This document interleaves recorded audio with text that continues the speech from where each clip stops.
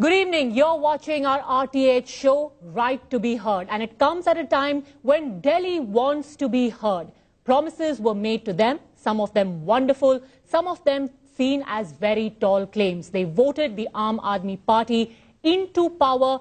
But is this what they had voted for? That's the question that a lot of Delhiites are now asking. With us tonight on the RTH show is Amod Kanth, former Joint Commissioner of Police in Delhi, Nupur Sharma of the BJP, and Brijesh Kalappa from the Congress. Also joining us on the RTH is Rahul Mehra from the Aam Aadmi Party, and a host of young and old people from Delhi who want to pose some very serious questions, especially to the Aam Aadmi Party. Let me throw open the debate by asking Amod Kanth, because he is someone who is aware of the way policing takes place in Delhi. He's been in the hot seat.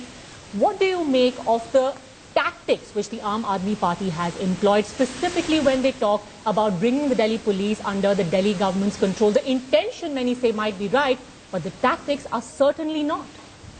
See, I think I'm aware of all the aspects. In the first place, I know the incident which has triggered the present-day problem. I would like to talk about it. And as I told Nupur, that it is all about the women's problem. Some African women who live in a particular area, they are ladies, ordinary ladies, doing their job, normal job. See, it was pointed out that on 15th, 16th night, the houses were searched. These women were subjected to certain kind of atrocities. They were physically searched. They were made to urinate, and then that was tested and things like that. In the general belief that some people had given a complaint that prostitution goes on here and drugs are trafficked here. That was the idea. So since I'm the founder secretary of Prayas, and Prayas looks after this kind of activity in South Delhi, it has a crisis intervention center. I went to investigate the place. I met two women, two ladies. See, one lady whom I met, an African lady who was there, a sufferer, she told me that in the night she came back along with all her friends from a party. When they got down from the taxi, they were surrounded by a group of hooligans, according to her, very rough kind of people, unlawful people, and they were led by a gentleman who was found to be a minister, ultimately. And then this lady told that she was physically molested, she was jostled, she was slapped, she was beaten up, and then she suffered very badly.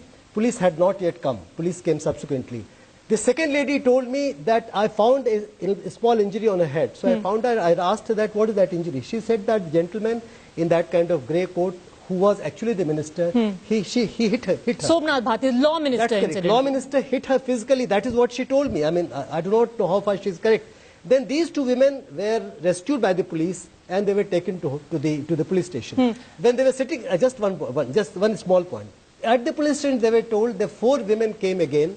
These four women were subjected to atrocities. They were kept inside, wrongfully confined inside the vehicle. They were made to urinate, to test their blood, to urine.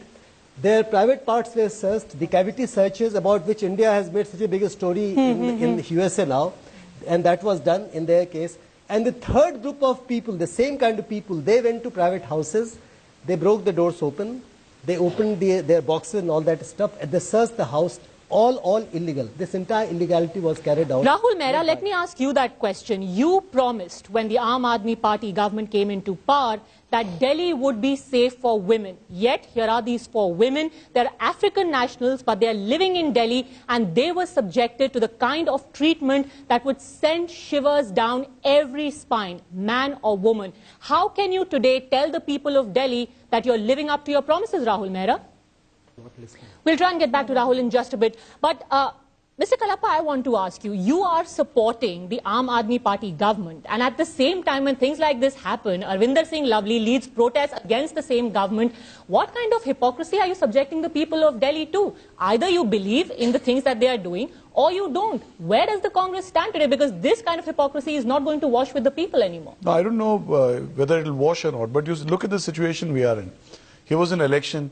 It threw out an uncertain result, and we were, as a compelled to support a formation which we would have kept the BJP out at any cost, because so to keep the BJP out, just one moment, you are okay with this sort of behavior. No, after having, you would be okay with anarchy on the streets to keep the BJP out. See, look, they had come up with something which they said 18 points, which they had covered in their manifesto.